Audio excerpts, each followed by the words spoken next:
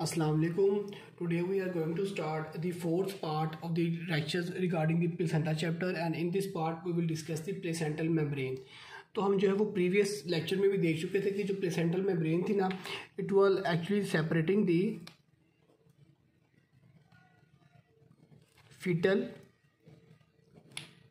And maternal circulation.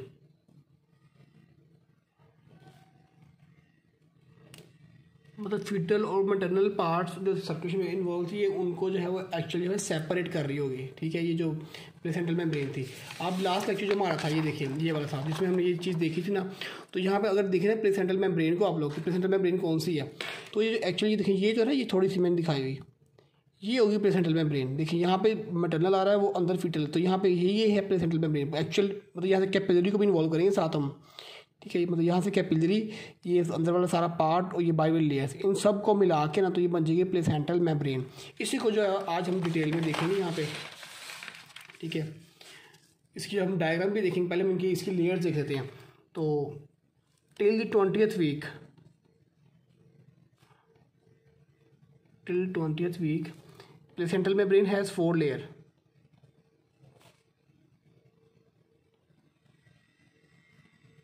Membrane has 4 layers, और वो 4 layer कौन कौन सी होती हैं till 20th week? That are the syncytial trophoblast,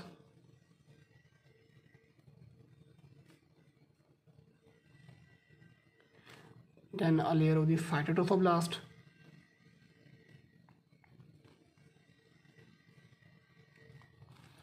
then the third layer it is of the connective tissue of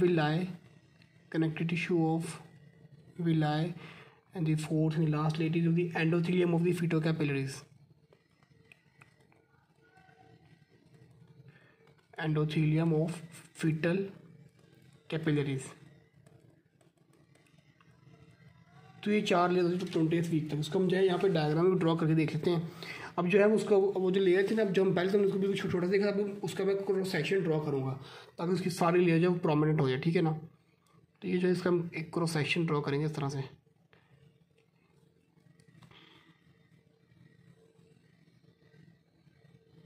ये हो गई जो सबसे बाहर वाली लेयर है। ठीक है, मतलब कि syncytial trophoblast की लेयर।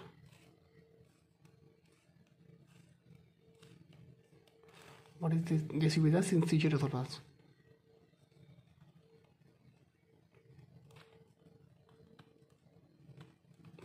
ठीक है, syncytial trophoblast के अंदर कौन सी आ रही? Second layer cytotrophoblast. तो ये इस तरह से इसके अंदर लेयर होगी साइटोट्रोफोब्लास्ट की।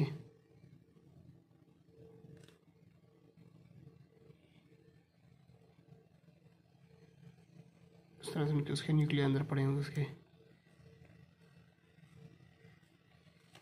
तो this one the red in the red colour, this will be the cytotrophoblast.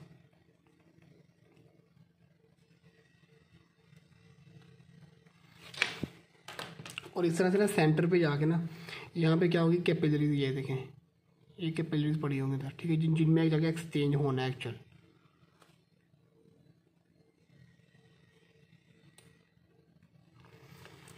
तो इनकी क्या होगी, एक एंडोथेलियम इन कैपिलरीज की आ रही होगी ना अंदर हमारे साथ। मतलब कि इसको हम लेबल कर लेते हैं ऐसे, एंडोथेलियम ऑफ कैपिलरीज।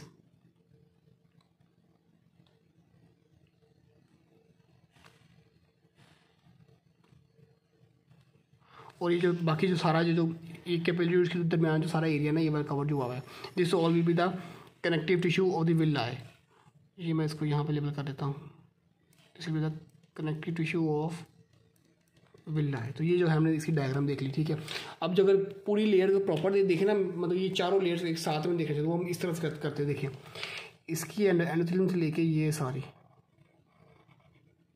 ये जो सारा पार्ट होगा ना, ये होगी ये चारों layers.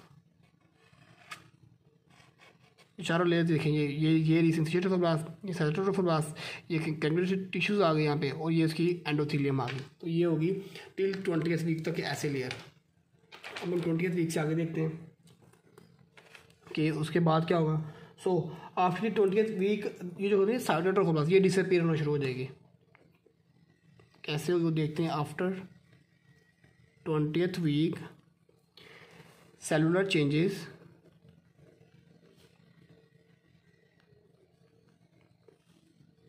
will cause cytotrophoblast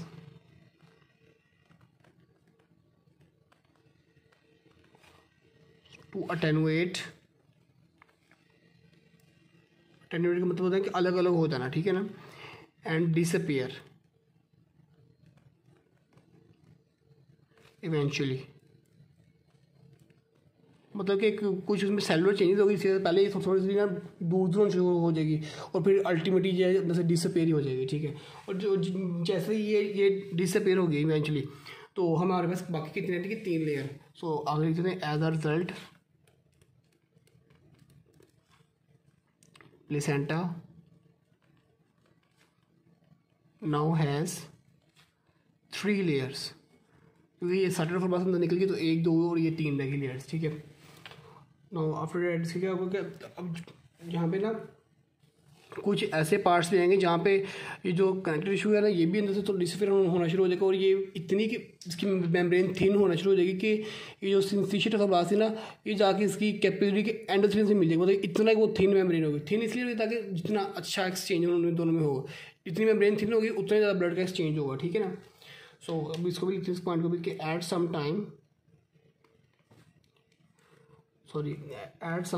points placental membrane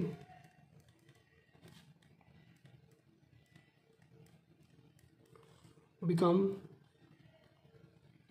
so thinned, इतनी थिन हो चुकी है that syncytial trophoblast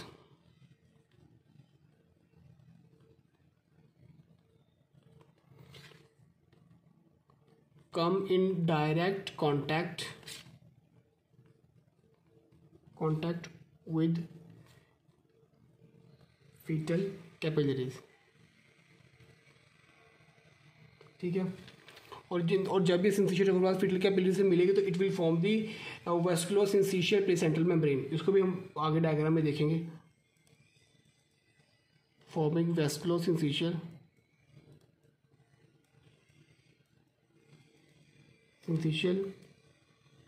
placental membrane, तो ये एक नई मेम्ब्रेन बना देंगे दोनों मिलकर, ठीक है। अब इसका लास्ट पॉइंट देखते हैं कि ड्यूरिंग द 3rd ट्राइमेस्टर, जब मतलब कि लास्ट 3 मंथ्स चल रहे होंगे, तो ये जो सिंथेसिस ट्रोफोब्लास्ट है ना, ये एक एग्रीगेट बनाएगी, उसको हम कहेंगे सिंथेसिस नॉट। वो भी देखते हैं कैसे बनेगा। During 3rd trimester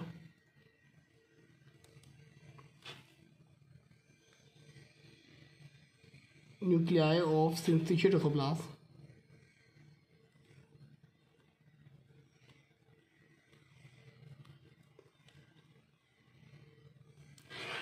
aggregate to form a protrusion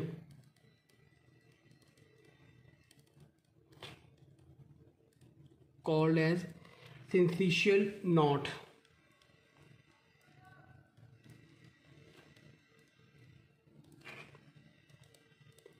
which regularly break off and enter maternal circulation।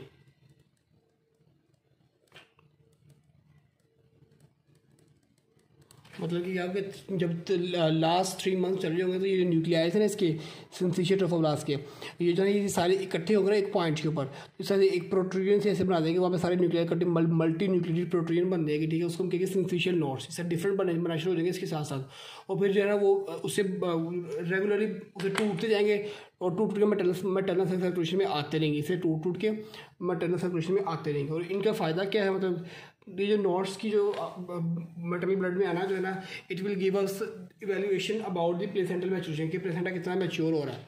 जितना ज़्यादा मैच्योर होगा उतने ये ज़्यादा आना शुरू हो जाएगा, ठीक है। तो ये किस लिए थे, प्लेसेंटल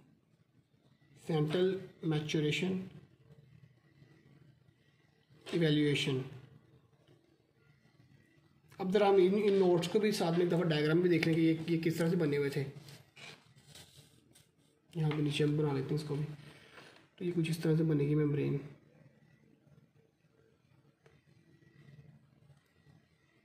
यहाँ पे ना एक एग्रीड हम इस तरह से ड्रॉ कर रहे थे कि अभी मैं मेरी पता थिन हो चुकी है, इसलिए मैं थोड़ा सा थिन ही ड्रॉ कर रहा हूँ मैं भी।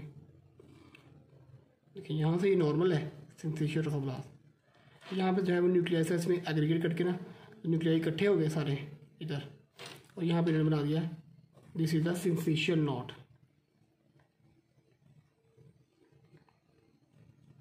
और ये क्या थी? Synthesis trophoblast.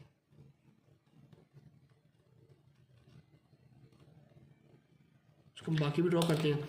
अब ये जो थी सेंटर मैंने आपको बताया था ये डिजेनरेट हो रही है, हम यहाँ पे उसके भी कुछ चार्जेस अभी यहाँ पे बच गए हैं, उसके भी इस तरह से डिजेनरेटिंग ऐसे थोड़े थोड़े कहीं कहीं पे इनको हम कह देंगे जी परसिस्टिंग साइटेड ऑफ अब्लास्टिक सेल्स, मतलब कि जो भी बाकी रहेंगे वो ये भी डिजेनरेट ऐसे हो जाएंगे। परसिस्टिंग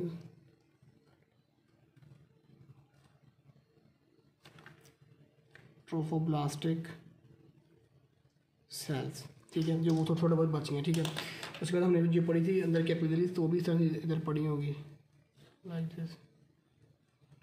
कुछ पॉइंट्स में मैंने आपको यहाँ पे बताया था कि ये जो है ये प्लेसेंटल मेम्ब्रेन के साथ जाके इस तरह से ये जो है जुड़ चुके होंगे दोनों, साइटेड ट्रोफोब्लास्ट और सॉरी सिंथेसिस ट्रोफोब्लास्ट और ये कैपिलरीज लाइक दिस पॉइंट। और इस पॉइंट पे दोनों मिलके तो ये क्या बना रहे होंगे इस पॉइंट के ऊपर? वेस्कुलोसिंथेसियल प्लेसेंटल मेम्ब्रेन। तो इस पॉइंट को ये पॉइंट इसको हम कहेंगे वेस्कुलोसिंथेसियल प्लेसेंटल मेम्ब्रेन।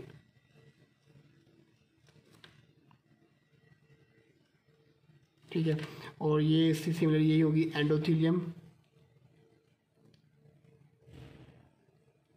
Of capillaries. और सिमिलरली ये जो पॉइंट होगा ये होगा connective tissue of the villi.